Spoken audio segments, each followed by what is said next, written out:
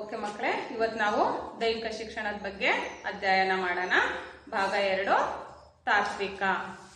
ತಾತ್ವಿಕ ಅಂದ್ರೆ ಥಿಯರಿ ಬಗ್ಗೆ, ಪ್ರಾಯೋಗಿಕ ಅಂದ್ರೆ ಪ್ರಾಕ್ಟಿಕಲ್ ಬಗ್ಗೆ. ನೀವು ಆಟ ಆಡ್ತಿರಲ್ಲ ಆ ವಿಷಯಕ್ಕೆ ಸಂಬಂಧ, ಹೊರಗಡೆ ಗ್ರೌಂಡಲ್ಲಿ ಆಟ ಆಡ್ತಿರಲ್ಲ ಅದನ್ನ ನಾವು ಪ್ರಾಯೋಗಿಕ ಅಂತೀವಿ. ತಾತ್ವಿಕ ಅಂದ್ರೆ ಪಾಠ ಮಾಡೋದನ್ನ, ಥಿಯರಿ ಕ್ಲಾಸ್ನ ನಾವು ತಾತ್ವಿಕ ಅಂತ ಕರಿತೀವಿ.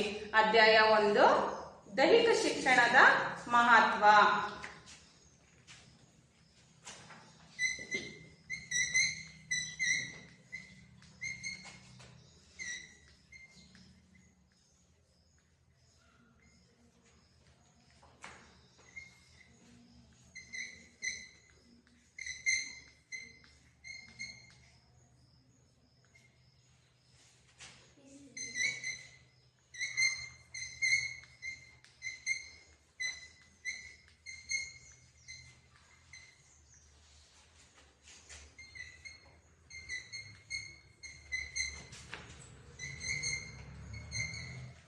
ಏನಪ್ಪ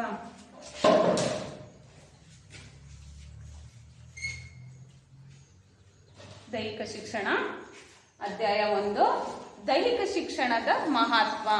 ಇದ್ರ ಬಗ್ಗೆ ನಾವಿವತ್ತು ತಿಳ್ಕೋಬೇಕಾಗಿದೆ. ಈ ಪಾಠಕ್ಕೆ ಸಂಬಂಧಪಟ್ಟಿರುವಂತ ಒಂದು ಸಣ್ಣ ಕಥೆಯ ಮೂಲಕ ನಾವು ಪ್ರಾರಂಭ ಮಾಡೋಣ. ಮೊದಲಿಗೆ ದೈಹಿಕ ಶಿಕ್ಷಣದ ಮಹತ್ವ ಅಂದ್ರೆ ದೈಹಿಕ ಶಿಕ್ಷಣದಿಂದ ನಮಗೇನು ಅನುಕೂಲ ಇದೆ, ಅನಾನುಕೂಲ ಏನಿದೆ. ಅನುಕೂಲನೇ ಜಾಸ್ತಿ ತಾನೇ ನಮಗೆ, ಅನಾನುಕೂಲ ಏನಾದರೂ ಆಗುತ್ತಾ? ಇಲ್ಲ ತಾನೆ. ಹಾಗಾಗಿ ನಾವು ಈ ಅಧ್ಯಾಯದ ಬಗ್ಗೆ ತಿಳ್ಕೊಳ್ಳೋಣ.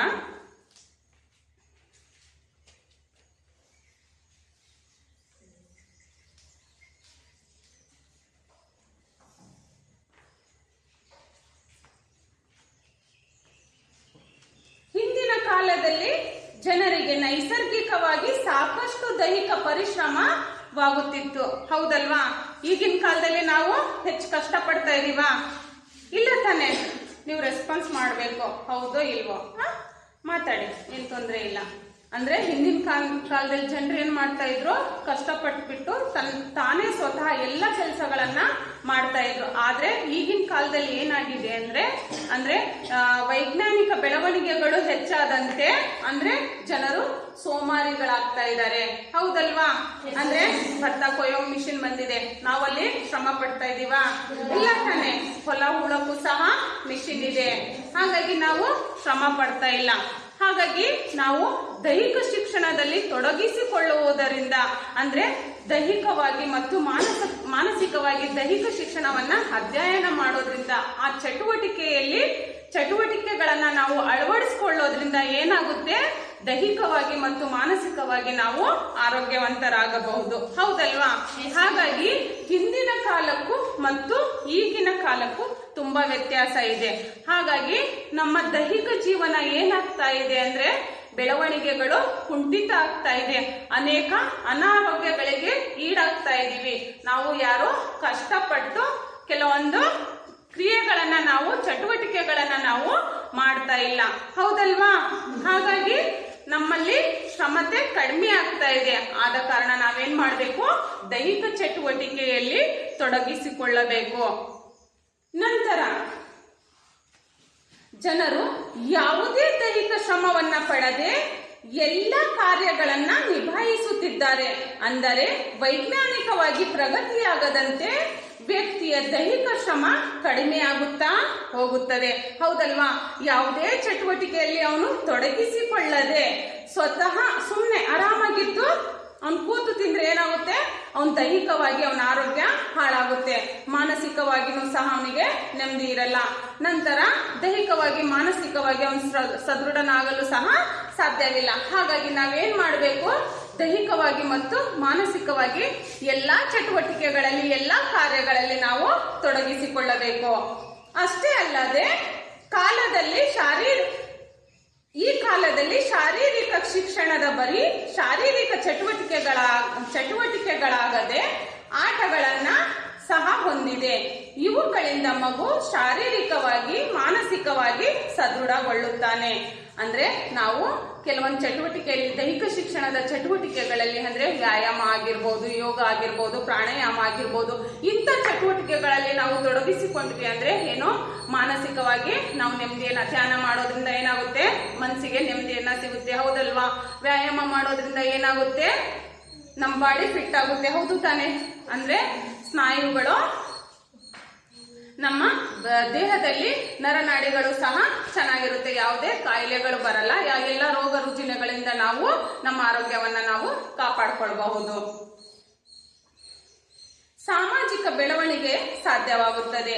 ಆಟೋಟಗಳಲ್ಲಿ ಭಾಗವಹಿಸುವುದರಿಂದ ಶಿಸ್ತು, ಸಂಯಮ, ಭಾವೈಕ್ಯತೆ ಗುಣಗಳ ಬೆಳವಣಿಗೆಯ ಜೊತೆಗೆ ಮನೋರಂಜನೆ ದೊರೆಯುತ್ತದೆ. ನೋಡಿ, ನಾವು ಆಟ ಆಡೋದ್ರಿಂದ ಏನಾಗುತ್ತದೆ, ಸಹನೆ ಬರುತ್ತೆ, ತಾಳ್ಮೆ ಬರುತ್ತೆ, ಹೌದಲ್ವಾ? ಅಂದ್ರೆ ಎಲ್ಲರ ಜೊತೆ ಹೊಂದ್ಕೊಂಡು ಹೋಗುವಂತ ಮನೋಭಾವನೆ ಇದೆ. ಆ ನಂತರ ದೈಹಿಕವಾಗಿ ನಾವು ಆರೋಗ್ಯವನ್ನ ಉತ್ತಮ ಪಡಿಸಿಕೊಳ್ಬಹುದು. ಇಷ್ಟೆಲ್ಲವನ್ನು ಸಹ ನಾವು ದೈಹಿಕ ಶಿಕ್ಷಣದಿಂದ ಕಲಿಬಹುದಾಗಿದೆ. ಶಾರೀರಿಕ ಚಟುವಟಿಕೆಗಳಲ್ಲಿ ಭಾಗವಹಿಸುವುದರಿಂದ ಆರೋಗ್ಯ ಸುಧಾರಣೆ ಆಗುತ್ತದೆ. ನೋಡ್ರಿ, ನಾವು ದೇಹವನ್ನ ದಂಡನೆ ಮಾಡಿದ್ರೆ ನಮ್ಮ ಆರೋಗ್ಯವು ಉತ್ತಮವಾಗಿರುತ್ತೆ. ಅಷ್ಟೇ ಅಲ್ಲದೆ ಶಾರೀರಿಕ ಚಟುವಟಿಕೆಗಳಲ್ಲಿ ಅನಾರೋಗ್ಯ ದೂರವಿಡಬಹುದು.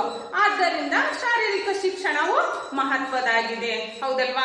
ದೈಹಿಕ ಶಿಕ್ಷಣದಿಂದ ನಾವು ಎಷ್ಟೆಲ್ಲವನ್ನ ತಿಳ್ಕೋಬಹುದು, ಅದರಿಂದ ಏನ್ ಅನುಕೂಲ ಇದೆ, ಏನು ಅನಾನುಕೂಲ ಇದೆ ಎಂಬುದನ್ನು ಸಹ ನಾವು ತಿಳ್ಕೋಬಹುದಾಗಿದೆ. ದೈಹಿಕ ಶಿಕ್ಷಣವು ಮನುಷ್ಯನಿಗೆ ತನ್ನ ಜೀವನವನ್ನ ರೂಪಿಸಿಕೊಳ್ಳಿಕ್ಕೆ ಒಂದು ದಾರಿಯನ್ನ ಮಾಡ್ತಾ ಇದೆ.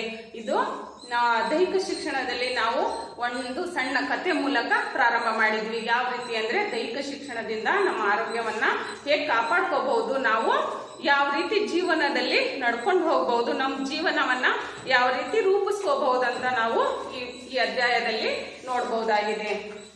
ಅಷ್ಟೇ ಅಲ್ಲದೆ ದೈಹಿಕ ಶಿಕ್ಷಣವು ಪ್ರಾಥಮಿಕ ಶಾಲಾ ಮಟ್ಟದಿಂದ ಶಿಕ್ಷಣದ ಎಲ್ಲಾ ಹಂತಗಳವರೆಗೂ ಸಮಗ್ರ ಶಿಕ್ಷಣದ ಅವಿಭಾಜ್ಯ ಅಂಗವಾಗಿದೆ. ಅರ್ಥ ಆಗ್ತಾ ಇದೆ ಅಲ್ಲ ಮಕ್ಕಳೇ? ದೈಹಿಕ ಶಿಕ್ಷಣದ ಅವಿಭಾಜ್ಯ ಅಂಗವಾಗಿದೆ. ಶಾಲಾ ಹಂತದಿಂದ ಎಲ್ಲಾ ಹಂತದವರೆಗೂ ಸಹ ದೈಹಿಕ ಶಿಕ್ಷಣವು ಶಿಕ್ಷಣದ ಒಂದು ಅವಿಭಾಜ್ಯ ಅಂಗವಾಗಿದೆ. ಅಷ್ಟೇ ಅಲ್ಲದೆ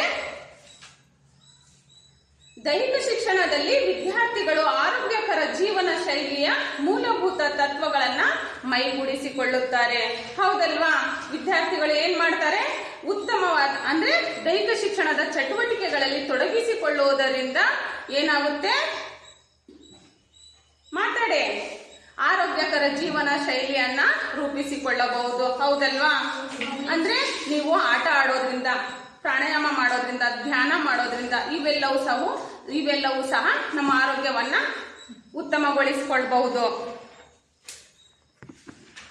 ಬ್ಯಾಗ್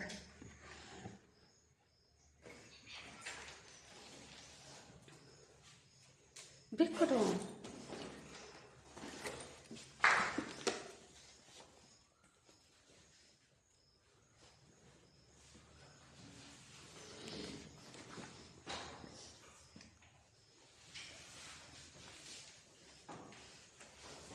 ದೈಹಿಕ ಶಿಕ್ಷಣದ ಗುರಿಗಳು ಯಾವುದಪ್ಪ ಅಂದ್ರೆ, ದೈಹಿಕ ಶಿಕ್ಷಣದಲ್ಲಿ ನಾವು ಕೆಲವೊಂದು ಗುರಿಗಳನ್ನ ನಾವು ಅಳವಡಿಸಿಕೊಳ್ಬೇಕಾಗಿದೆ. ಜೀವನದ ಉದ್ದಕ್ಕೂ ಆರೋಗ್ಯಕರ ದೈಹಿಕ ಚಟುವಟಿಕೆಗಳನ್ನ ಅನುಭವಿಸಲು ಅಗತ್ಯ ಜ್ಞಾನ, ಕೌಶಲ್ಯ ಹಾಗೂ ದಿಟ್ಟತನವುಳ್ಳ ದೈಹಿಕವಾಗಿ ಸುಶಿಕ್ಷಿತ ವ್ಯಕ್ತಿಗಳನ್ನ ರೂಪಿಸಿಕೊಳ್ಳುವುದು ದೈಹಿಕ ಶಿಕ್ಷಣದ ಮುಖ್ಯ ಗುರಿಯಾಗಿದೆ. ನೋಡಿ, ದೈಹಿಕ ಶಿಕ್ಷಣದ ಗುರಿ ಏನಪ್ಪಾ ಅಂದ್ರೆ ಅಗತ್ಯ ಜ್ಞಾನ. ದೈಹಿಕ ಶಿಕ್ಷಣದ ಮುಖ್ಯ ಗುರಿ ಏನು? ನೀವು ಇದನ್ನ ಕೇಳಬಹುದು.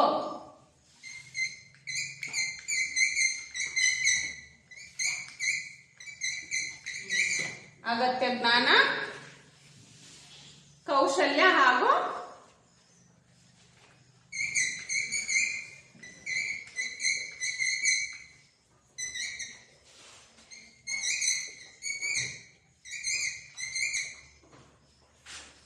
ಇವು ದೈಹಿಕ ಶಿಕ್ಷಣದ ಕೌಶಲ್ಯಗಳಾಗಿವೆ, ಅಂದ್ರೆ ಗುರಿಗಳಾಗಿವೆ. ದೈಹಿಕ ಶಿಕ್ಷಣದ ಮುಖ್ಯ ಗುರಿ ಏನಪ್ಪಾ ಅಂದ್ರೆ ಅಗತ್ಯವಾದ ಜ್ಞಾನ, ಹೌದು ತಾನೆ? ನಮಗೆ ಜ್ಞಾನ ಇರಲಿಲ್ಲ ಅಂದ್ರೆ ನಾವು ಜೀವನದಲ್ಲಿ ಯಾವುದನ್ನು ಸಹ ಸಮವಾಗಿ ನಿಭಾಯಿಸ್ಲಿಕ್ಕೆ ಆಗೋದಿಲ್ಲ. ನಮಗೆ ಜ್ಞಾನ ತಿಳುವಳಿಕೆ ಇರ್ಲಿಲ್ಲ ಅಂದ್ರೆ ನಾವು ಬೇಕಾಬಿಟ್ಟಿ ಜೀವನವನ್ನ ಮಾಡ್ಬೋದು, ಹೌದಲ್ವಾ? ಜ್ಞಾನ ಇರೋದ್ರಿಂದ ನಾವು ಸಮಾಜದಲ್ಲಿ ಯಾವ ರೀತಿ ವರ್ತನೆ ಮಾಡಬೇಕು, ನಾವು ಹೇಗಿರ್ಬೇಕು, ಹೇಗ್ ನಡ್ಕೋಬೇಕು, ಸ್ಕೂಲಿನ ವಾತಾವರಣಕ್ಕೆ ಹೇಗೆ ಓದ್ಕೋಬೇಕು, ನಂತರ ನಿಮಗೆ ಎಲ್ಲ ತರಗತಿಗಳು ಆಗ್ತಾ ಇರುತ್ತೆ. ಅಂತ ಸಂದರ್ಭದಲ್ಲಿ ಆಯಾ ವಿಷಯಕ್ಕೆ ನೀವು ಯಾವ ರೀತಿ ಹೊಂದ್ಕೊಳ್ತೀರಾ, ಹೌದಲ್ವಾ? ನಂತರ ನೀವು ದೈಹಿಕ ಶಿಕ್ಷಣ ಬಂದಾಗ ನೀವು ಪಾಠವನ್ನ ಕೇಳ್ತೀರಾ. ಅಷ್ಟೇ ಅಲ್ಲದೆ ಹೊರಗಡೆನೂ ಸಹ, ಅಂಕಣದ ಒಳಗಡೆನೂ ಸಹ, ಹೊರಗಡೆನೂ ಸಹ ನೀವು ಏನ್ ಮಾಡ್ತೀರಾ, ಆಟವನ್ನ ಆಡ್ತೀರಾ. ಆಯಾ ಸಂದರ್ಭಗಳಿಗೆ, ಆಯಾ ಇದಕ್ಕೆ ಕೌಶಲ್ಯಕ್ಕೆ ತಕ್ಕಂತೆ, ಆಯಾ ಜ್ಞಾನಕ್ಕೆ ತಕ್ಕಂತೆ ನೀವೇನ್ ಮಾಡ್ತೀರಾ, ಅಲ್ಲಿ ಹೊಂದ್ಕೊಳ್ತೀರಾ, ಹೌದಲ್ವಾ? ಇಲ್ಲ ಅಂದ್ರೆ ನಮಗೆ ಜ್ಞಾನ ತಿಳುವಳಿಕೆ ಯಾವುದೇ ಇರ್ಲಿಲ್ಲ ಅಂದ್ರೆ ನಾವು ದೈಹಿಕ ಶಿಕ್ಷಣದಿಂದ ಅನೇಕ ವಿಷಯಗಳನ್ನ ತಿಳ್ಕೋಬಹುದಾಗಿದೆ. ಜ್ಞಾನ ಇರ್ಲಿಲ್ಲ ಅಂದ್ರೆ ನಾವೇನ್ ಮಾಡ್ತಿದ್ವಿ, ನಮಗೆ ಈ ವಿಷಯದ ಜ್ಞಾನ ಇಲ್ಲ, ತಿಳುವಳಿಕೆ ಇಲ್ಲ, ಅದನ್ನ ಕಲೀಲಿಕ್ಕೆ ಸಾಧ್ಯನೂ ಆಗ್ತಿರ್ಲಿಲ್ಲ, ಹೌದಲ್ವಾ? ಹಾಗಾಗಿ ನಮಗೆ ದೈಹಿಕ ಶಿಕ್ಷಣದ ಅವಶ್ಯಕತೆ ಹೆಚ್ಚಿದೆ. ಅಷ್ಟೇ ಅಲ್ಲದೆ ದೈಹಿಕ ಶಿಕ್ಷಣದಿಂದ ಕೆಲವೊಂದು ಲಾಭಗಳನ್ನ ನಾವು ಪಡ್ಕೋಬಹುದಾಗಿದೆ. ಯಾವುದಪ್ಪ ಲಾಭಗಳಂದ್ರೆ ದೈಹಿಕ ದಾರ್ಢ್ಯತೆಯನ್ನ ಹೆಚ್ಚಿಸುವುದು, ದೈಹಿಕ ದಾರ್ಢ್ಯತೆಯನ್ನ ಹೆಚ್ಚಿಸುವುದು.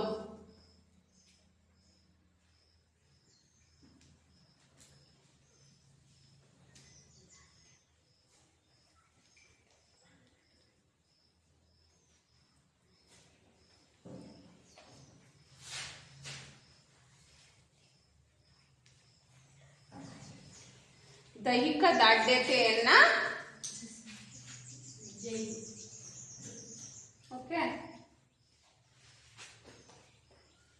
ದೈಹಿಕ ದಾರ್ಢ್ಯತೆಯನ್ನ ಹೆಚ್ಚಿಸುವುದು. ಎರಡನೇದು ದೀರ್ಘಕಾಲಿಕ ಆರೋಗ್ಯದ ಲಾಭ. ದೀರ್ಘಕಾಲಿಕ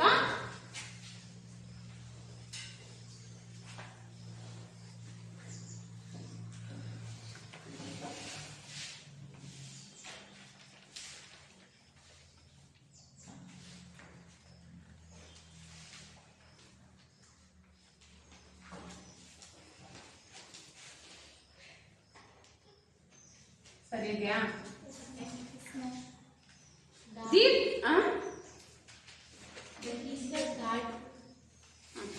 ಓಕೆ, ದೀರ್ಘಕಾಲಿಕ ಆರೋಗ್ಯದ ಲಾಭಗಳು.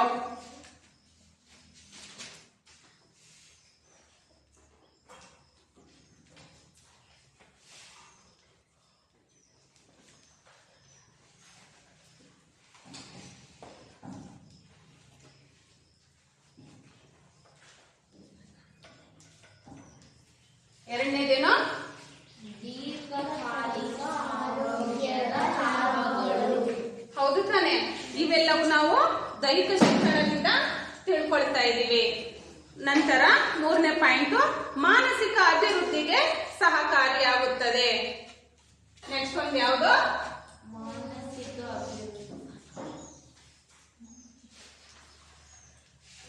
ಮಾನಸಿಕ ಅಭಿವೃದ್ಧಿಗೆ ಸಹಕಾರಿಯಾಗುತ್ತದೆ.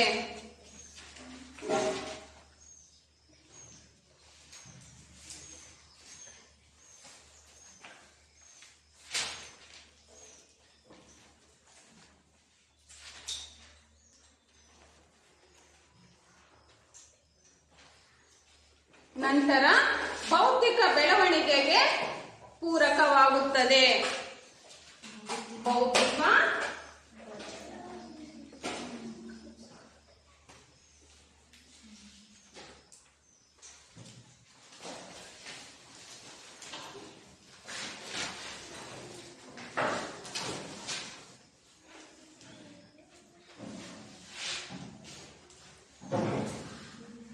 ಏನಾದ್ರೂ ಅರ್ಥ ಆಗ್ತಾ ಇದೆಯಾ? ಇವೆಲ್ಲವೇನು ದೈಹಿಕ ಶಿಕ್ಷಣದ ಗುರಿಗಳು, ಅಂದ್ರೆ ದೈಹಿಕ ಶಿಕ್ಷಣದಿಂದ ಆಗುವಂತ ಲಾಭಗಳು. ಬೌದ್ಧಿಕ ಬೆಳವಣಿಗೆ, ಹೇಳ್ರಿ. ಬೌದ್ಧಿಕ ಬೆಳವಣಿಗೆಗೆ ಪೂರಕವಾಗುತ್ತದೆ. ಓಕೆ, ಸಮಾಜದಲ್ಲಿ ಹೊಂದಿಕೊಳ್ಳುವ ಮನೋಭಾವ ಬೆಳೆಸುತ್ತದೆ. ಸಮಾಜದಲ್ಲಿ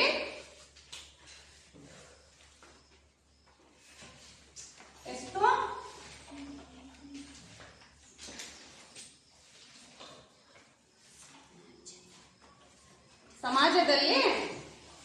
ಹೊಂದಿಕೊಳ್ಳುವ ಮನೋಭಾವ ಬೆಳೆಸುತ್ತದೆ.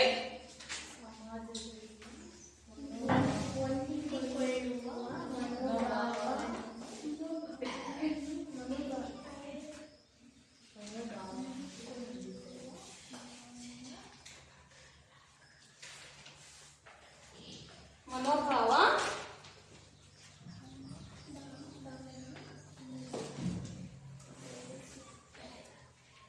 ಓಕೆ. ನೆಕ್ಸ್ಟ್ ಒಂದು ಆರೋಗ್ಯಕರ ಕ್ರಿಯಾಶೀಲ ಮತ್ತು ಶಿಸ್ತುಬದ್ಧ ಜೀವನ ಶೈಲಿಗೆ ಮಾರ್ಗದರ್ಶನವಾಗುತ್ತದೆ. ಏನು? ಆರೋಗ್ಯಕರ ಕ್ರಿಯಾಶೀಲ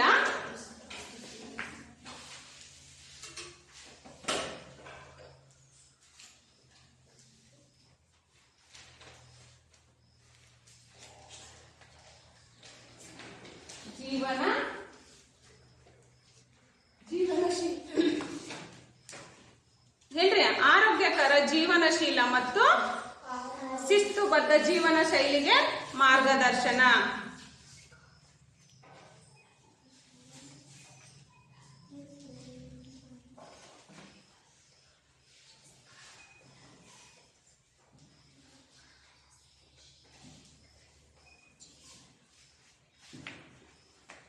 ಶಿಸ್ತುಬದ್ಧ ಜೀವನ ಶೈಲಿಗೆ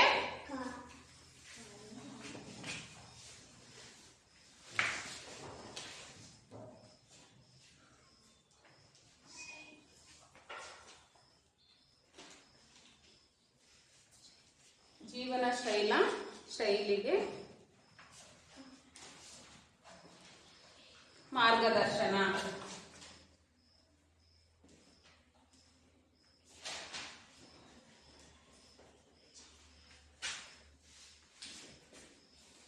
ಓಕೆ. ನೆಕ್ಸ್ಟ್ ಒಂದು ಕ್ರೀಡಾ ಮನೋಭಾವನೆಯನ್ನ ಕಲಿಸುತ್ತದೆ.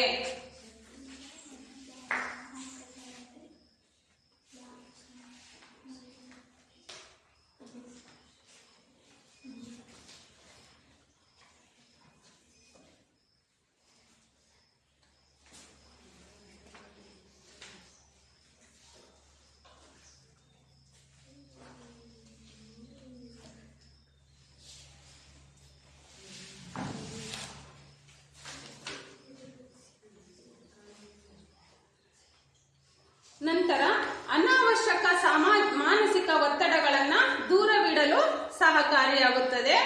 ಬಿಡುವಿನ ವೇಳೆಯಲ್ಲಿ ಸದುಪಯೋಗಕ್ಕೆ ಮಾರ್ಗೋಪಾಯಗಳನ್ನ ಸೂಚಿಸುತ್ತದೆ. ಸೂಕ್ತ ಪ್ರತಿಭೆಯ ಪ್ರದರ್ಶನಕ್ಕೆ ಅವಕಾಶವಾಗಿದೆ. ಅಂದ್ರೆ ಇಷ್ಟು ಅಂಶಗಳು ದೈಹಿಕ ಶಿಕ್ಷಣದಿಂದ ನಾವು ಲಾಭವನ್ನ ಪಡ್ಕೊಳ್ತೀವಿ. ನಮ್ಮ ಜೀವನವನ್ನ ಯಾವ ರೀತಿ ರೂಪಿಸ್ಕೊಳ್ಬೇಕು, ನಂತರ ಅದರಿಂದ ಏನೇನು ಅನುಕೂಲಗಳಿವೆ ಅಂತಾನು ಸಹ ನಾವು ಈ ಅಂಶಗಳಿಂದ ನಾವು ತಿಳ್ಕೋಬಹುದಾಗಿದೆ. ಮೊದಲನೇದಾಗಿ ದೈಹಿಕ ದಾರ್ಢ್ಯತೆಯನ್ನ ಹೆಚ್ಚಿಸಿಕೊಳ್ಳುವುದು. ನಾವು ಯಾವ ರೀತಿ ದೈಹಿಕ ಶಿಕ್ಷಣದಿಂದ ನಾವು ಯಾವ ರೀತಿ ದೈಹಿಕ ದಾರ್ಢ್ಯತೆಯನ್ನ ಹೆಚ್ಚಿಸ್ಕೊಳ್ತೀವಿ ಗೊತ್ತಿದೆ ಯಾರಿಗಾದ್ರೂ? ಕಷ್ಟ ಸಹಿಷ್ಣುತೆಯಿಂದ, ಸ್ನಾಯುಗಳ ಬಲದಿಂದ, ಮಣಿತದಿಂದ, ನಂತರ ದೇಹದ ಸಂಯೋಜನೆ ಮೊದಲಾದ ಅಂಶಗಳ ಬೆಳವಣಿಗೆಗೆ ದೈಹಿಕ ಶಿಕ್ಷಣದಲ್ಲಿ ತೊಡಗುವುದರಿಂದ ಏನಾಗುತ್ತೆ? ಲಾಭವಾಗುತ್ತೆ. ಅರ್ಥ ಆಗ್ತಾ ಇದೆಯಾ ಮಕ್ಕಳೇ? ದೈಹಿಕ ದಾರ್ಢ್ಯತೆಯನ್ನ ಹೆಚ್ಚಿಸಿಕೊಳ್ಳುವುದು ಹೇಗೆ ಅಂದ್ರೆ, ನಾವು ದೈಹಿಕ ಶಿಕ್ಷಣದಲ್ಲಿ ಬರುವಂತ ಕೆಲವೊಂದು ಚಟುವಟಿಕೆಗಳಲ್ಲಿ ತೊಡಗುವುದರಿಂದ, ವ್ಯಾಯಾಮ ಆಗಿರ್ಬೋದು, ಕ್ರೀಡೆ ಆಗಿರ್ಬೋದು, ಪ್ರತಿಯೊಂದರಲ್ಲೂ ಯೋಗ ಆಗಿರ್ಬೋದು, ಪ್ರಾಣಾಯಾಮ ಆಗಿರ್ಬೋದು, ಧ್ಯಾನ ಆಗಿರ್ಬೋದು, ಇಷ್ಟು ಚಟುವಟಿಕೆಗಳಲ್ಲಿ ನಾವು ತೊಡಗಿಸಿಕೊಳ್ಳುವುದರಿಂದ ಏನಾಗುತ್ತದೆ? ನಾವು ದೈಹಿಕವಾಗಿ ದಾರ್ಢ್ಯತೆಯನ್ನ ಪಡ್ಕೋಬಹುದಾಗಿದೆ. ಕಷ್ಟ ಸಹಿಷ್ಣುತೆ ಅಂದ್ರೆ ಏನು ಮಿಸ್ ಅಂತಾನು ನೀವು ಕೇಳಬಹುದು, ಹೌದಲ್ವಾ? ನಂತರ ನಾವು ಕಷ್ಟ ಸಹಿಷ್ಣುತೆ ಅಂದ್ರೆ ಕೆಲಸ ಮಾಡೋದಷ್ಟೇ ಅಲ್ಲ, ಅಂದ್ರೆ ಕೆಲವೊಂದು ಚಟುವಟಿಕೆಗಳು. ಈಗ ನಾನು ಇಂಥ ಆಟವನ್ನ ಆಡ್ರಿ ಅಂತೀನಿ, ನಿಮಗೆ ಆಟ ಆಡ್ಲಿಕ್ಕೆ ಬರೋದಿಲ್ಲ, ಹೌದಲ್ವಾ? ನಂತರ ನೀವು ಅಭ್ಯಾಸ ಮಾಡಿದ್ರೆ ಏನಾಗ್ತಾ ಇರುತ್ತೆ? ಪ್ರತಿನಿತ್ಯ ಅಭ್ಯಾಸ ಮಾಡೋದ್ರಿಂದ ನೀವು ಒಂದಲ್ಲ ಒಂದಿನ ನೀವು ಅಭ್ಯಾಸವನ್ನ ಪೂರ್ಣಗೊಳಿಸ್ಕೋಬಹುದು.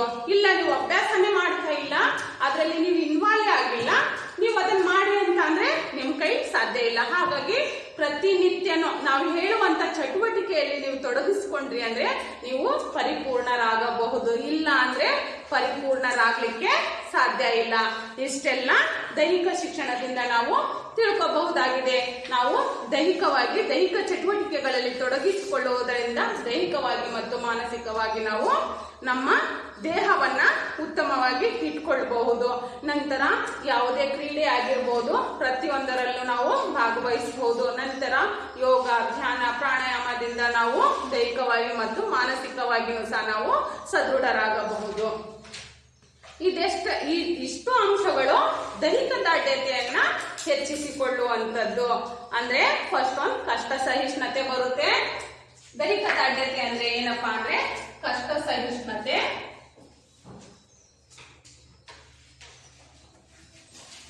ಕಾಣಲ್ಲ ಅಲ್ಲ ನಿಮಗೆ?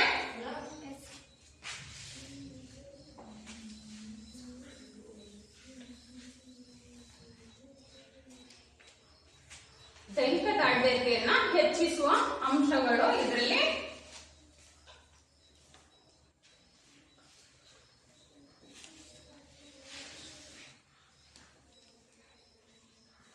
ಕಷ್ಟ ಸಹಿಷ್ಣುತೆ, ಮತ್ತೆ ಸ್ನಾಯುಗಳ ಬಲ,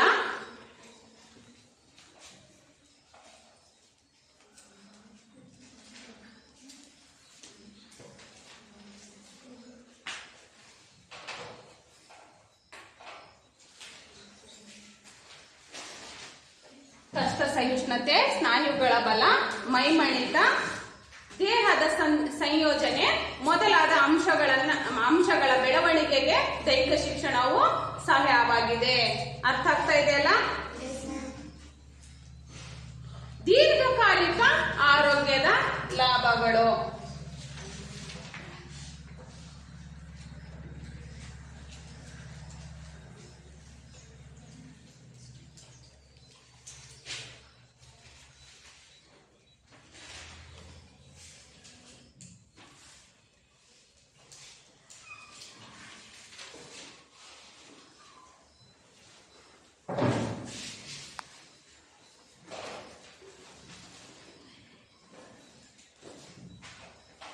ಹೇಳಿ ಮಕ್ಕಳೇ, ದೀರ್ಘಕಾಲಿಕ ಆರೋಗ್ಯದ ಲಾಭಗಳು.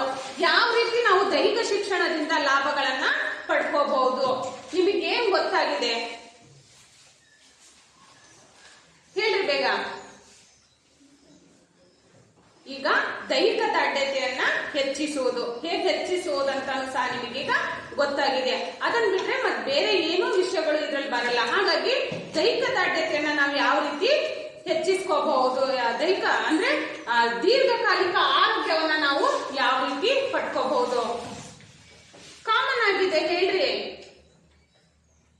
ಅಂದ್ರೆ ದೀರ್ಘಕಾಲಿಕ ಆರೋಗ್ಯ ನಾವು ಹೇಗೆ ಪಡ್ಕೋಬಹುದು ದೈಹಿಕ ಶಿಕ್ಷಣದಿಂದ? ವ್ಯಾಯಾಮ ಮಾಡೋದ್ರಿಂದ. ಎದ್ ನಿಂತ್ಕೋ. ವ್ಯಾಯಾಮ ಮಾಡೋದ್ರಿಂದ ಮತ್ತೆ ಆಟ ಆಡೋದ್ರಿಂದ ಸಿಗುತ್ತೆ. Okay, very good. ಹೇಳ್ಬೇಕು. ನೆಕ್ಸ್ಟ್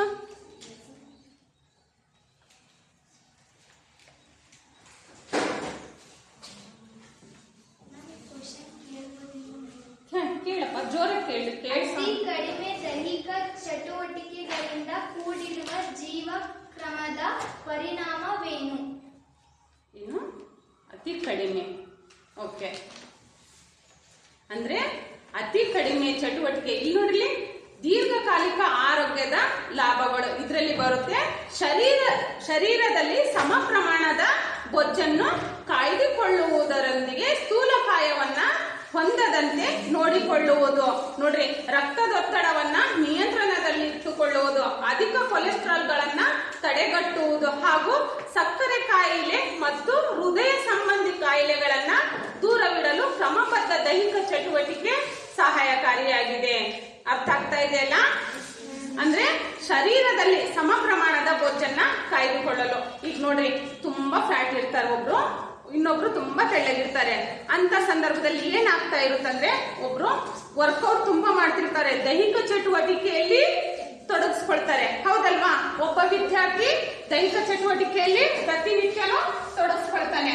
ಓಕೆ, ಈಗ ಸ್ಟೂಡೆಂಟ್ ಬಗ್ಗೆನೇ ಎಕ್ಸಾಂಪಲ್ ತಗೊಳ್ಳೋಣ. ನಾವು ವಿದ್ಯಾರ್ಥಿಗಳ ಬಗ್ಗೆನೇ ತೆಗೆದುಕೊಳ್ಳೋಣ. ಎ ಮತ್ತು ಬಿ ವಿದ್ಯಾರ್ಥಿಗಳು ಏನ್ ಮಾಡ್ತಾರೆ? ಇವರಿಬ್ರು ಸಹ ಇಬ್ರು ವಿದ್ಯಾರ್ಥಿಗಳೇ. ಒಬ್ಬ ವಿದ್ಯಾರ್ಥಿ ಎ ವಿದ್ಯಾರ್ಥಿ ಏನ್ ಮಾಡ್ತಾನೆ? ಪ್ರತಿನಿತ್ಯನೂ ಸಹ ದೈಹಿಕ ಚಟುವಟಿಕೆಯಲ್ಲಿ ತೊಡಗಿಸ್ಕೊಳ್ತಾನೆ. ಬಿ ವಿದ್ಯಾರ್ಥಿ ಏನ್ ಮಾಡ್ತಾನೆ? ಚಟುವಟಿಕೆಯಲ್ಲಿ ತೊಡಗಿಸ್ಕೊಳ್ಳೋದಿಲ್ಲ. ಹೌದಲ್ವಾ? Yes or no? ಅಂತ ಸಂದರ್ಭದಲ್ಲಿ ಇವನು ಎ ವಿದ್ಯಾರ್ಥಿ ಹೇಗಿರ್ತಾನೆ? ತುಂಬಾ ಶಿಸ್ತಿನಿಂದ ಇರ್ತಾನೆ, ಸ್ಲಿಮ್ ಆಗಿರ್ತಾನೆ. ದಿನಾಲು ಪ್ರತಿನಿತ್ಯನೂ ಆಟದಲ್ಲಾಗಿರ್ಬಹುದು, ಅವನಿಗೆ ಇಷ್ಟ ಆಗುವಂತ ಕ್ರೀಡೆ ಆಗಿರ್ಬಹುದು, ಯೋಗ ಆಗಿರ್ಬಹುದು, ಪ್ರಾಣಾಯಾಮ ಆಗಿರ್ಬಹುದು, ಧ್ಯಾನ ಆಗಿರ್ಬಹುದು, ಪ್ರತಿ ಒಂದರಲ್ಲೂ ಸಹ ಇವನು ಇನ್ವಾಲ್ವ್ ಆಗೋದ್ರಿಂದ, ತೊಡಗಿಸಿಕೊಳ್ಳೋದ್ರಿಂದ ಏನಾಗ್ತಾ ಇದ್ದಾನೆ ಇವನು ಅಂದ್ರೆ ಉತ್ತಮವಾದ ಕ್ರೀಡಾಪಟು ಆಗ್ತಾನೆ ಎ ವಿದ್ಯಾರ್ಥಿ. ಬಿ ವಿದ್ಯಾರ್ಥಿ ಏನಾಗ್ತಾನೆ ಇಲ್ಲಿ? ಅವನು ಯಾವುದೇ ಚಟುವಟಿಕೆಯಲ್ಲಿ ತೊಡಗಿಸ್ಕೊಳ್ಳೋದಿಲ್ಲ. ಹೌದಲ್ವಾ? ಅವನು ಸುಮ್ಮನೆ ಬರ್ತಾನೆ, ಪಾಠ ಕೇಳ್ತಾನೆ, ಮನೆಗೆ ಹೋಗ್ತಾನೆ. ಅಷ್ಟೇ ಅವನ ಬದುಕು, ಅಷ್ಟೇ ಅವನ ಜೀವನ. ದೈಹಿಕ ಶಿಕ್ಷಣದಲ್ಲಿ ಅವನು ಇನ್ವಾಲ್ವ್ ಆಗಲ್ಲ, ಯಾವ ಆಕ್ಟಿವಿಟೀಸ್ ಅಲ್ಲೂ ಅವನು ಇನ್ವಾಲ್ವ್ ಆಗಲ್ಲ. ಅಂತ ಸಂದರ್ಭದಲ್ಲಿ ಇವನ ಆರೋಗ್ಯ ಹೇಗಿರುತ್ತೆ, ಇವನ ಆರೋಗ್ಯ ಹೇಗಿರುತ್ತೆ ನೀವೇ ಹೇಳ್ಬೋದು. ಈಗ ಬೇಗ ಹೇಳ್ರಿ. ಎ ವಿದ್ಯಾರ್ಥಿ ಉತ್ತಮವಾಗಿರ್ತಾನ, ಬಿ ವಿದ್ಯಾರ್ಥಿ ಉತ್ತಮವಾಗಿರ್ತಾನೆ? ಹೇಗೆ?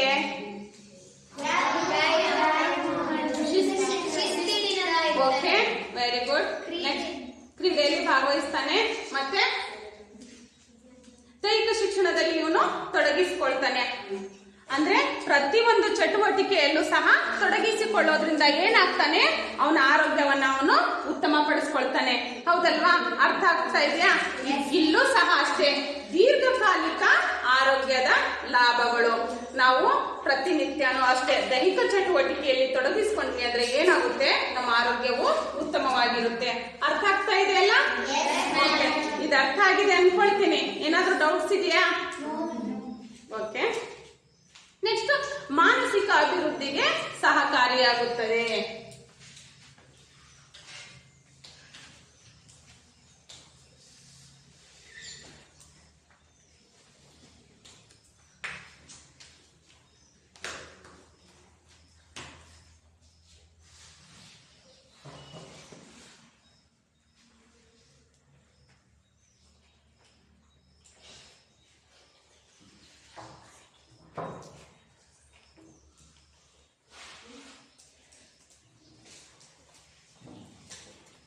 ಬೋರ್ ಆಗ್ತಾ ಇದೆಯಾ ಕ್ಲಾಸು? ಓಕೆ, ಅರ್ಥ ಆಗ್ತಾ ಇದೆ ತಾನೆ? ಓಕೆ, ಏನಾದ್ರೂ ಡೌಟ್ಸ್ ಇದ್ರೆ ಕೇಳ್ಬೋದು ನೀವು. ಅಂದ್ರೆ ಮಾನಸಿಕ ಅಭಿವೃದ್ಧಿಗೆ ಸಹಕಾರಿ ದೈಹಿಕ ಶಿಕ್ಷಣ ಹೇಗೆ ಸಹಕಾರಿಯಾಗಿದೆ ನಿಮ್ಗೆಲ್ರಿಗೂ ಸಹ ಡೌಟ್ ಆಗ್ತಿರ್ಬಹುದು. ಹೌದಲ್ವಾ? ಹೇಗೆ ಸಹಾಯ ಆಗುತ್ತೆ, ಯಾವ ರೀತಿ ಸಹಾಯ ಆಗುತ್ತೆ, ನಾವು ಮಾನಸಿಕವಾಗಿ ಹೇಗೆ ಅಭಿವೃದ್ಧಿಯನ್ನ ಹೊಂದಬೇಕು, ಇದರಿಂದ ಹೇಗೆ ಹೊಂದ್ತೀವಿ ಅಂತಲೂ ಸಹ ನಿಮಗೆ ಅನಿಸ್ತಿರ್ಬಹುದು. ಹೌದಲ್ವಾ? ಅಂದ್ರೆ ದೈಹಿಕ ಶಿಕ್ಷಣದಿಂದ ನಿಮಗೆ ಸಹಕಾರಿಯಾಗುತ್ತೆ. ಹೇಗಾಗುತ್ತೆ? ದೈಹಿಕ ಶಿಕ್ಷಣದಲ್ಲಿ ಲಭ್ಯವಾಗುವ ಅನುಭವಗಳು ವಿದ್ಯಾರ್ಥಿಗಳ ಮಾನಸಿಕ ಅಭಿವೃದ್ಧಿಗೆ ಪೂರಕವಾಗಿವೆ. ಕ್ರೀಡೆಗಳು, ಆಟೋಟಗಳು ಮತ್ತು ಇತರೆ ಚಟುವಟಿಕೆಗಳು ಉದ್ವೇಗ, ಖಿನ್ನತೆಗಳಂತಹ ಮಾನಸಿಕ ಸಮಸ್ಯೆಗಳನ್ನು ದೂರವಿಡಲು ಅತ್ಯಂತ ಸಹಕಾರಿಯಾಗಿದೆ. ಯಾವುದು? ದೈಹಿಕ ಶಿಕ್ಷಣ. ದೈಹಿಕ ಶಿಕ್ಷಣದ ಕಾರ್ಯಕ್ರಮದಲ್ಲಿ ಭಾಗವಹಿಸುವುದರಿಂದ ಮಾನಸಿಕ ಸುಸ್ಥಿತಿಯನ್ನ ಕಾಪಾಡಿಕೊಳ್ಳುವುದು ಸುಲಭವಾಗಿದೆ. ಹೌದಲ್ವಾ? ಅರ್ಥ ಆಯ್ತಾ? ಈಗ ಗೊತ್ತಾಯ್ತು ನಾವು ಯಾವ ರೀತಿ ಮಾನಸಿಕ ಅಭಿವೃದ್ಧಿಗೆ ಸಹಕಾರಿಯಾಗುತ್ತೆ ಅಂತ ನಾವು ಇದನ್ನ ಹೆಡ್ಲೈನ್ ಅನ್ನ ನೋಡಿದ್ವಿ. ಈಗ ಕ್ಲಿಯರ್ ಆಯ್ತಾ? ಯಾವ ರೀತಿ ಕ್ಲಿಯರ್ ಆಯ್ತಂದ್ರೆ ದೈಹಿಕ ಚಟುವಟಿಕೆ ಅಂದ್ರೆ ದೈಹಿಕ ಶಿಕ್ಷಣದಲ್ಲಿ ಲಭ್ಯವಾಗುವ ಅನುಭವಗಳು ಏನು, ಯಾವ ರೀತಿ ಅನುಭವಗಳು ನಮಗಾಗುತ್ತೆ ಅಂದ್ರೆ, ಈಗ ನೋಡಿ, ನಿಮಗೆ ಒಂದು ಆಟ ತುಂಬಾ ಇಂಟ್ರೆಸ್ಟ್ ಇರುತ್ತೆ. ನಾವು ಕಬಡ್ಡಿ ಆಡ್ಬೇಕು, ವಾಲಿಬಾಲ್ ಆಡ್ಬೇಕು, ಥ್ರೋಬಾಲ್ ಆಡ್ಬೇಕು, ಯಾವ್ದಾದ್ರು ಒಬ್ರಿಗೆ ಒಂದಾದ್ರೂ ಗೇಮ್ ಇಷ್ಟ ಆಗೇ ಆಗುತ್ತೆ. ಹೌದಲ್ವಾ? ನಾವು ಇದನ್ನ ಗೆಲ್ಬೇಕಾಯ್ತು. ಇಲ್ಲ ಅಂದ್ರೆ ನೀವು ಆಟ ಆಡ್ಲಿಕ್ಕೆ ಹೋಗ್ತೀರಾ, taluk level, district level, state level ಹೋಗಿರ್ತೀರಾ. ನೀವು ಆಟ ಆಡ್ತಿರ್ತೀರಾ. ಅಂತ ಸಂದರ್ಭದಲ್ಲಿ ಏನಾಗುತ್ತೆ, ನಾವಿನ್ನೂ ತುಂಬಾ ಚೆನ್ನಾಗಿ ಆಡ್ಬೇಕಾಗಿತ್ತು ನಿಮ್ ಮನ್ಸಿಗೆ ಬರುತ್ತೆ. ಹೌದಲ್ವಾ? ನಾವು ಸ್ವಲ್ಪ ಖುಷಿಯಿಂದ ಇರಕ್ಕಾಗುತ್ತಾ? ಇಲ್ಲ ತಾನೆ? ಸೋಲು ಗೆಲುವು ಇದ್ದೇ ಇರುತ್ತೆ. ಆದ್ರೆ ನಿಮ್ಮ ಮನ್ಸಲ್ಲಿ ಏನ್ ಬರುತ್ತೆ, ನಾವಿನ್ನು ಪ್ರಾಕ್ಟೀಸ್ ಮಾಡ್ಬೇಕಾಗಿತ್ತು, ಇನ್ನು ತುಂಬಾ ಚೆನ್ನಾಗಿ ಆಡ್ಬೇಕಾಗಿತ್ತು ಅಂತ ನಿಮಗೆ ಅನಿಸ್ತಾ ಇರುತ್ತೆ. ಹಾಗೇನು ಸಹ ಇದು ಮಾನಸಿಕ ಅಭಿವೃದ್ಧಿಗೆ ಸಹಕಾರಿಯಾಗುತ್ತೆ. ಯಾವುದು? ದೈಹಿಕ ಶಿಕ್ಷಣ. ಅಂದ್ರೆ ದೈಹಿಕ ಶಿಕ್ಷಣದಲ್ಲಿ ಲಭ್ಯವಾಗುವ ಅನುಭವಗಳು ವಿದ್ಯಾರ್ಥಿಗಳ ಮಾನಸಿಕ ಅಭಿವೃದ್ಧಿಗೆ ಪೂರಕವಾಗಿದೆ. ನೀವು ಮಾನಸಿಕವಾಗಿ ಏನ್ ಮಾಡ್ತೀರಾ? ಥಿಂಕ್ ಮಾಡ್ತಾ ಇರ್ತೀರಾ. ಅಂದ್ರೆ ಆ ರೂಲ್ಸ್ ನ ನಾವು ಅಳವಡಿಸ್ಕೊಂಡ್ರೆ ಇನ್ನೂ ಚೆನ್ನಾಗಿ ಆಡ್ಬೋದಾಗಿತ್ತು. ನಂತರ ನಾವು ಆ ರೀತಿ ಟರ್ನ್ ಆಗ್ಬೇಕಾಗಿತ್ತು, ಈ ರೀತಿ ಟರ್ನ್ ಆಗ್ಬೇಕಾಗಿತ್ತು, ಈ ರೀತಿ ಪುಷ್ ಮಾಡ್ಬೇಕಾಗಿತ್ತು. ಹೌದಲ್ವಾ? ನಾವು ನಮ್ಮ ಕಣ್ಣು ಕೈ ಕಾಲುಗಳು ಇನ್ನೂ ತೀಕ್ಷ್ಣವಾಗಿ ಫಾಸ್ಟ್ ಆಗಿ ಇರ್ಬೇಕಾಗಿತ್ತು. ನಮ್ಮ ಮೂಮೆಂಟ್ಸ್ ಇನ್ನೂ ಜಾಸ್ತಿ ಇರ್ಬೇಕಾಗಿತ್ತು ಅಂತಾನು ಸಹ ನಿಮಗೆ ಅನಿಸ್ತಾ ಇರುತ್ತೆ. ಯಾವಾಗ ಅನಿಸ್ತಾ ಇರುತ್ತೆ? ಫಸ್ಟ್ ಟೈಮ್ ಆಟ ಆಡ್ತೀರಾ, ಅವಾಗ ಏನು ಅನ್ಸಲ್ಲ. ಮತ್ತೆ ನೆಕ್ಸ್ಟ್ ಟೈಮ್ ಆಡ್ತೀರಾ, ಅದ್ರ ಅನುಭವ ಆಗುತ್ತೆ, ನಿಮಗೆ ತಿಳುವಳಿಕೆ ಆಗುತ್ತೆ. ನಂತರ ಅಷ್ಟೇ ಅಲ್ಲದೆ ಮತ್ತಿನ್ನು ಜಾಸ್ತಿ ಜ್ಞಾನ ಬರ್ತಾ ಹೋಗುತ್ತೆ ನಿಮಗೆ. ದೈಹಿಕ ಶಿಕ್ಷಣದಲ್ಲಿ ಅನೇಕ ವಿಷಯಗಳನ್ನ, ಅನೇಕ ಅಂಶಗಳನ್ನ, ನಂತರ ತಿಳುವಳಿಕೆಗಳನ್ನ ನೀವು ಕಲಿತೀರಾ. ನಿಮಗೆ ಖಿನ್ನತೆ, ಉದ್ವೇಗ, ನೀವು ಟೆನ್ಷನ್ ಮಾಡ್ಕೊಳ್ಳೋದು, ನಂತರ ಗಾಬರಿ ಆಗೋದು, ಇವೆಲ್ಲವೂ ಸಹ ದೈಹಿಕ ಶಿಕ್ಷಣದಿಂದ ಕಲಿತೀರಾ. ಅರ್ಥ ಆಗ್ತಾ ಇದೆಯಾ? ನೀವೀಗ ನಿಮ್ಗೆ ತುಂಬಾನೇ ನೀವು ಸ್ಟೇಜ್ ಮೇಲೆ ಯಾವ ರೀತಿ ಬರಬೇಕು ತುಂಬಾ ಭಯ ಆಗ್ತಾ ಇರುತ್ತೆ. ಹೌದಲ್ವಾ? ಇಲ್ಲಿ ಬಂದ್ರಿ ಅಂದ್ರೆ ನಿಮಗೆ ರೂಢಿ ಆಗುತ್ತೆ. ಅದೇ ರೀತಿನೂ ಸಹ ನೀವು ಆಟ ಆಡ್ತಾ ಏನಾಗ್ತೀರಾ? ನೀವು ಪ್ರಾಕ್ಟೀಸ್ ಆಗುತ್ತೆ, ಅದರಲ್ಲಿ ತೊಡಗಿಸ್ಕೊಳ್ತೀರಾ. ಹಾಗಾಗಿ ನಿಮಗೆ ಅಲ್ಲಿ ಭಯ ಅನ್ನೋದು ಇರಲ್ಲ. ನೀವು ಅದರಲ್ಲಿ ಫುಲ್ ಇನ್ವಾಲ್ವ್ ಆಗಿರ್ತೀರಾ. ಹಾಗಾಗಿ ಅಲ್ಲಿ ನಿಮಗೆ ಅದರಿಂದನೂ ಸಹ ನಿಮಗೆ ಲಾಭವನ್ನ ಪಡ್ಕೋಬಹುದಾಗಿದೆ. ಬೌದ್ಧಿಕ ಬೆಳವಣಿಗೆಗೆ ಪೂರಕವಾಗಿದೆ.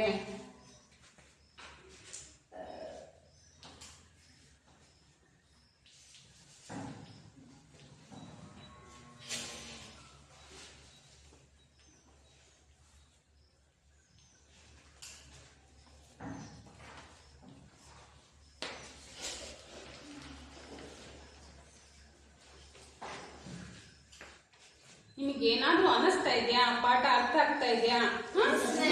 ಏನಾದ್ರೂ ಕ್ವಶನ್ಸ್, ಏನಾದ್ರೂ ಪಾಠದಲ್ಲಿ ಏನಾದ್ರೂ ಡೌಟ್ ಇದ್ರೆ ನೀವು ಕೇಳಬಹುದು. ಆಯ್ತಾ?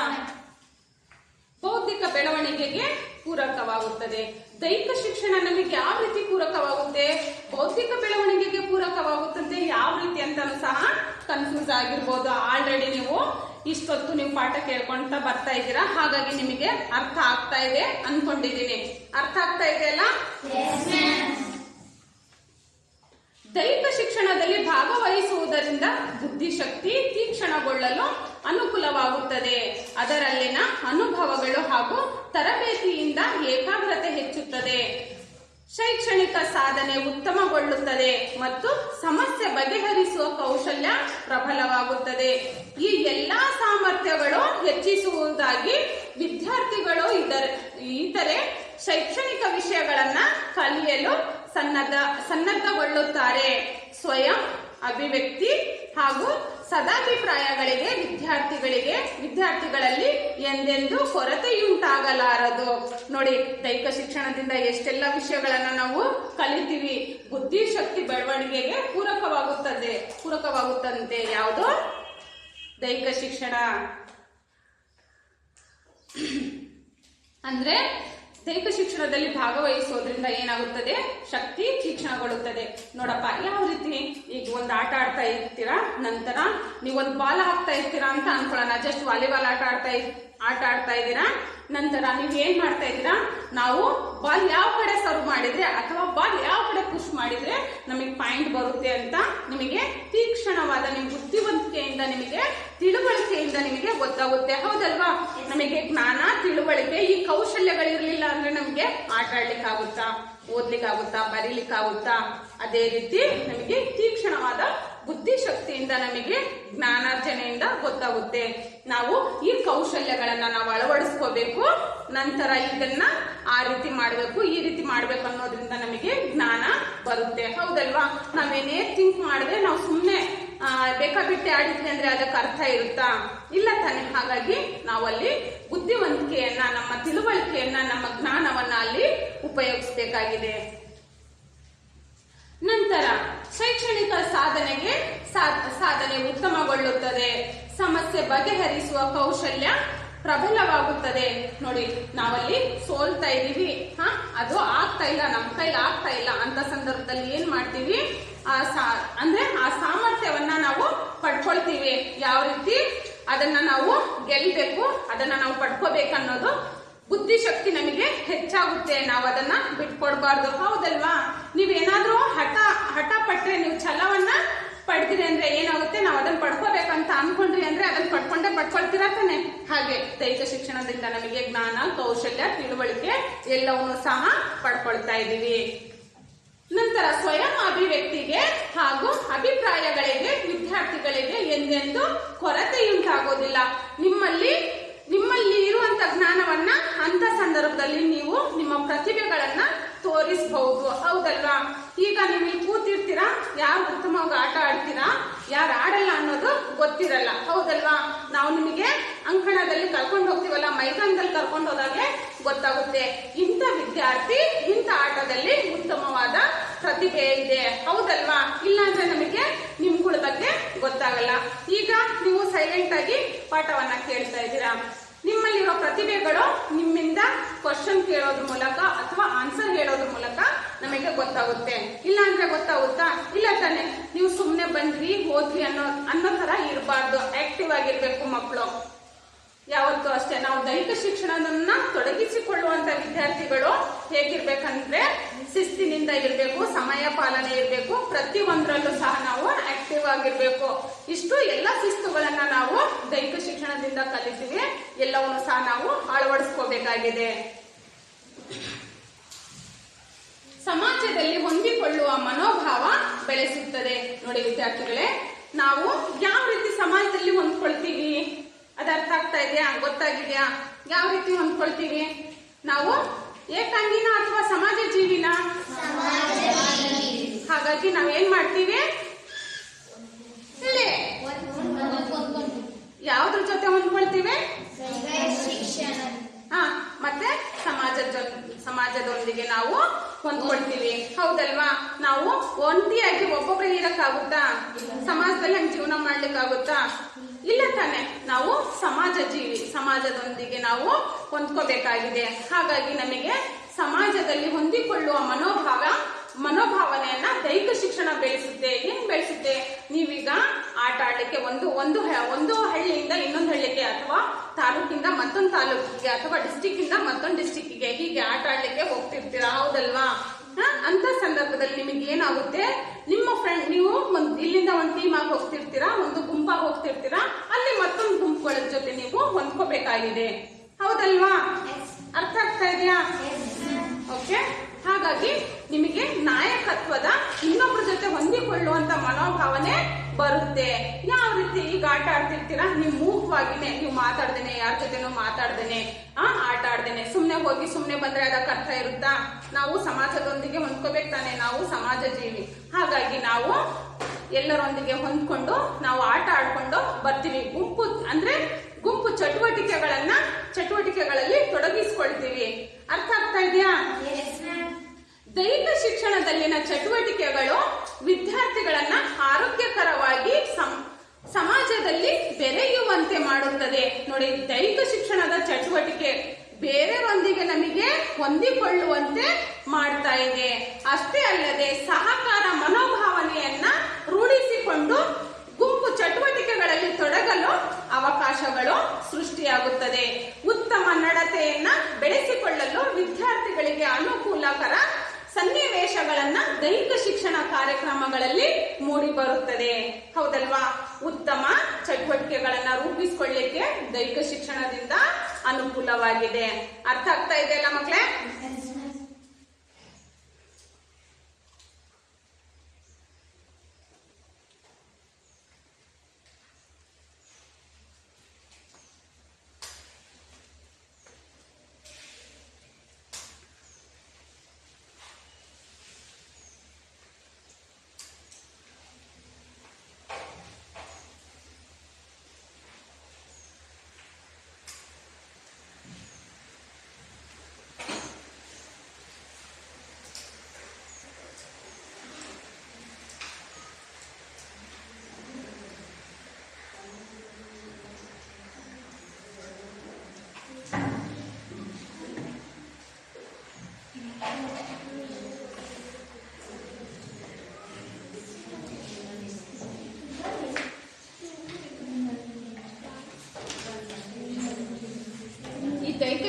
ಅಧ್ಯಾಯ ನಿಮಗೆ ಅರ್ಥ ಆಗ್ತಾ ಇದೆಯಾ?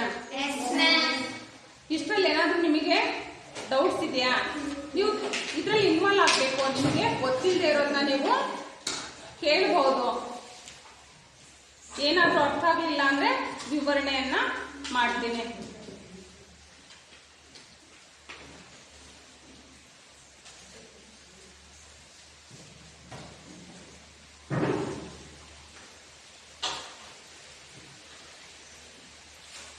ಆರೋಗ್ಯಕರ, ಕ್ರಿಯಾಶೀಲ ಮತ್ತು ಶಿಸ್ತುಬದ್ಧ ಜೀವನ ಶೈಲಿಗೆ ಮಾರ್ಗದರ್ಶನ.